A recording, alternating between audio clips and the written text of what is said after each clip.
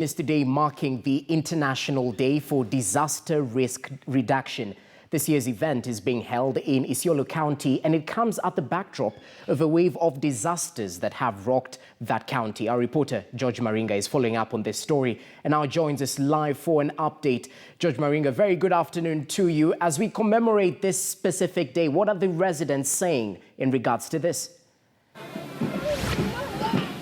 Good afternoon, Jesse. Indeed, the event has actually just ended right here in Isiolo County. The crowds are dispersing after the singing of the national anthem by the police band right here in Isiolo. And the residents are quite optimistic because this is the day that is important to them in matters disaster risk management. Remember that the northern part of the country and the larger northeastern has been quite victim of various disaster cases, mostly drought and hunger. However, this day also means that the various partners from across the country have come in to facilitate, or rather to help the residents to be able to cope up with when the disaster strikes. And to just get a deeper perspective, I'll engage the director of the of the organization that is in charge with the disaster risk management in the country. He'll tell us his name also to just pick his mind on what this day means and how their role in this disaster risk management. Thank you, sir, for joining us.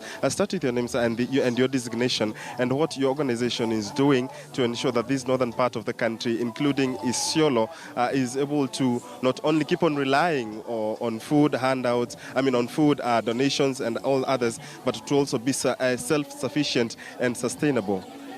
My name is Colonel Charles Owino, retired. I'm the Director of National Disaster Operations Center in the Ministry of Interior and Coordination of National Government.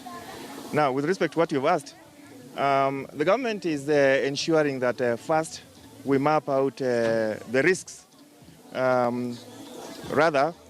We ensure that we prepare county risk profiles for all the counties, and thereafter prepare hazard maps, which we can use now for planning.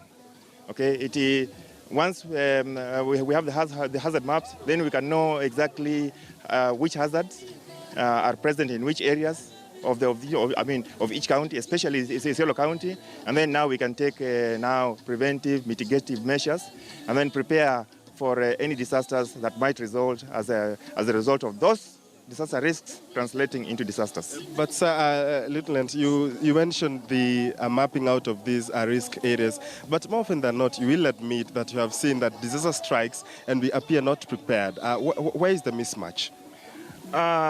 It's not that we are not prepared. We are prepared. Remember, as we were told earlier, these hazards are natural. We have hazards all over the country, natural hazards, and there's nothing that you can do about the hazards. But then when you bring human beings into the questions, okay, then the hazard may actually translate into into a disaster because we are everywhere, and the preventive measures, the mitigative measures are not everywhere.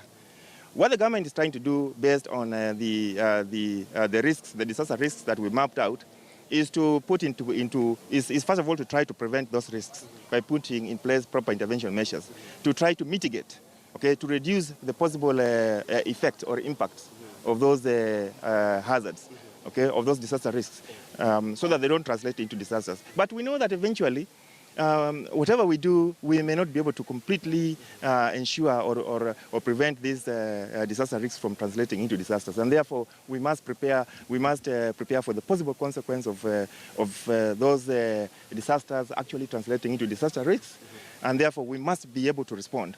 And we have been doing that actually. It's just that we don't shout about it. Okay, and the national government is ensuring that food, like you saw recently, food for those people who are in a disaster, in drought-prone areas, is being taken to those particular areas. Water is being tracked to them. You also ensure that, we've also ensured that previously, like in the March, April, May rains of 2018, communities whose houses were damaged or destroyed by floods were rebuilt. So finally, on a scale of 1 to 10, very briefly, on a scale of 1 to 10, how are we prepared as a country? I would say very much prepared. Very much prepared.